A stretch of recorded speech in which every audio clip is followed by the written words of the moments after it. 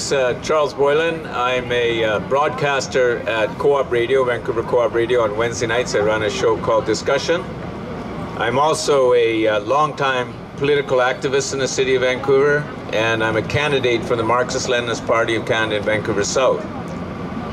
And I want to begin, of course, by acknowledging with great respect that this is the unceded territory of an ancient people, nations belonging to the Salish language-speaking groups, the Musqueam in particular, the Squamish, the Tsleil-Waututh, they're all here.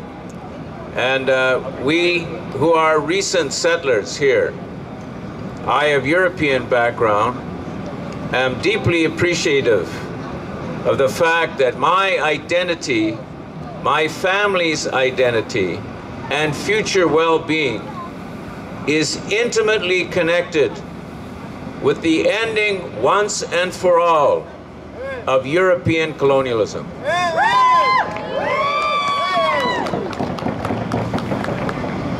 It's a strange impulse amongst the rulers of Europe and their progeny in North America to think that they, for some God-given reason, which I can't understand, nor can any of us, that they have a right to move into anybody's land they choose, usurp the land, massacre the people, demean their culture, and impose poverty upon them. And it's all done in the name of high ideals. Democracy, freedom, you name it. It doesn't matter whether we're talking about the indigenous nations of North and South America, Central America, and the Caribbean, or the historic and heroic people of Palestine, or the ancient peoples of Iraq and Syria. You name a place, and I will show you that Eurocentric egotism backed by billionaires and arms manufacturers and warmongers like Stephen Harper, who give themselves the right to oppress and destroy at their whim and will. And this has to end, brothers and sisters, because they, as other speakers have so eloquently spoken to, are not only threatening humankind with one disaster after another, they threaten the very Mother Earth that gave us birth, that nourishes us, and is the only source of life for our species that we know of. As all of you know, we are actually all descendants of Mother Africa. We all spring from Africa centuries and centuries ago. But you can see the utter contempt with which these Eurocentric billionaires and arms manufacturers have for their mother in the way African people, whether in Africa or abroad, are treated by these racists and colonialists. Brothers and sisters, this has to end. I want to just spend a minute talking about our very present situation. The fact of the murdered and missing women scandal. A state scandal. A scandal that besmirches the name Canada anywhere in the world. Because how can a state, a modern state, have a situation when thousands upon thousands of its women and girls go murdered and missing without a state ending of such a scandal? It's completely unacceptable. And the Harper government says that this is not a social issue, it's a matter of law and order, of a crime. But bear witness, when one drug-addicted individual shoots one soldier standing at a monument in Ottawa, the same Mr. Harper proclaims this an assault on Canadian society, proclaims this an assault on Canadian values. So how does he get to speak out of two sides of his mouth at the same time? Thousands of Indigenous Canadian women get to be murdered and assaulted, and that's a matter of a crime, but one shooting on the other side gets to be an attack on Canadian society. Brothers and sisters, that clearly raises with us the urgent need to defeat Harper in 2015.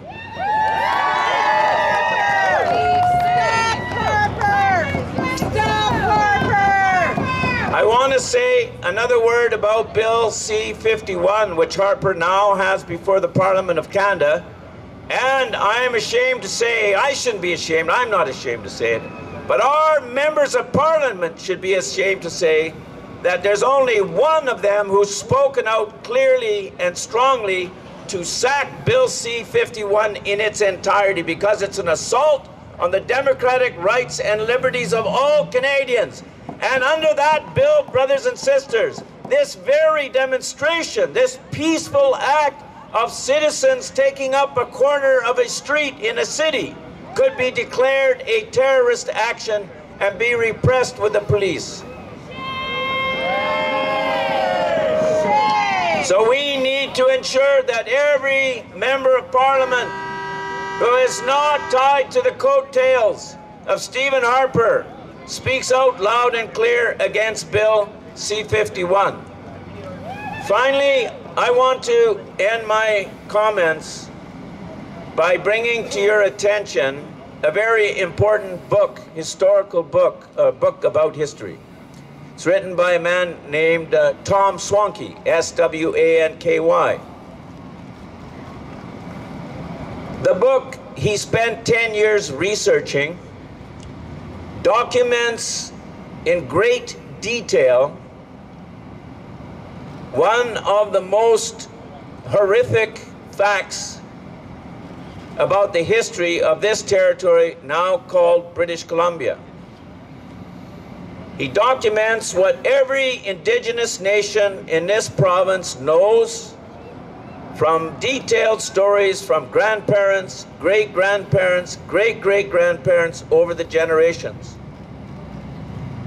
And that tragic story speaks to what I referred to earlier as this Eurocentric, crazy notion that they can murder and create mayhem and steal land from peoples anywhere around the world.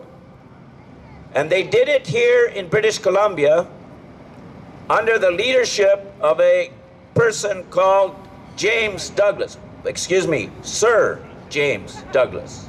Knighted because presumably he was an outstanding British colonialist. What he, as first governor of British Columbia, and his sidekick, Mr. Seymour, now you'll recognize the names.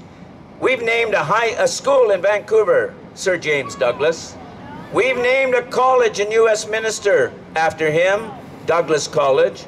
We've named a major street in downtown Vancouver after the second governor, Governor Seymour. Now, I want to tell you what they did. Between 1862 and 1864, these British colonial gentlemen organized a land clearing scheme. And the land clearing scheme had to do with systematically, consciously, diabolically planting smallpox amongst all the nations of the British Columbia West Coast. And in particular, they singled out the Tsilhqot'in Nation because they had in mind that the western route from central Canada, which inevitably was going to be brought by the colonialists into a single state called Canada, they figured that that route would take them through the Grease Trail, through Quesnel, down to Bella Coola, and by sea connecting to Victoria. And they had in mind, and they organized a project that would give them title to that land, and the only way they could do it would be to extinguish title for those that held that title for thousands upon thousands of years, and that was through organized genocide. We have to acknowledge as British Columbians that the history of this territory is built upon a systematic, planned, and murderous project to wipe out the indigenous population of the province. And according to Mr. Swanky, some 100 to 300,000 persons were massacred. This is not taught in our schools. And how can a province with any, and by the way, the Tsilhqot'in people had a letter read to them in the legislature on July the 23rd of 2014, written by Premier Christy Clark, where she actually acknowledges that this travesty, that this tragedy took place. And she, in the same letter, gave complete clearance to the names of the 6 Tsilhqot'in chiefs who were hanged wrongfully for murder in Quesnel on October the 26th, 1864, 150 years ago. And when she declared them completely innocent of any crime, because they were, as the statement says, defending their national territory against intruders who were unlawfully, obviously unlawfully, spreading smallpox amongst the Tsilhqot'in nation. But it was not just the Tsilhqot'in nation that was so devastated by this terrible scheme conducted 150 years ago. It was every nation on the coast, and every indigenous person here in this gathering will be able to recollect stories from their past about that smallpox massacre that took place. So the reason I want to tell that story is, number one, is to make sure people know it. People can look up the book by Tom Swanky on the internet, and people can correlate that history, those crimes of the past, are being repeated today. And it's essentially the same system, but it's got a new label and a new form. It's called neoliberalism today. But we have to take a stand against that colonialism, against that neoliberalism, and we have to take a stand to defeat Harper and to increase our unity and strength so that a new day where humanity can emerge as one species, that we are all human beings, and that we shall decide our future so we can live in peace and harmony with Mother Earth. Thank you very much.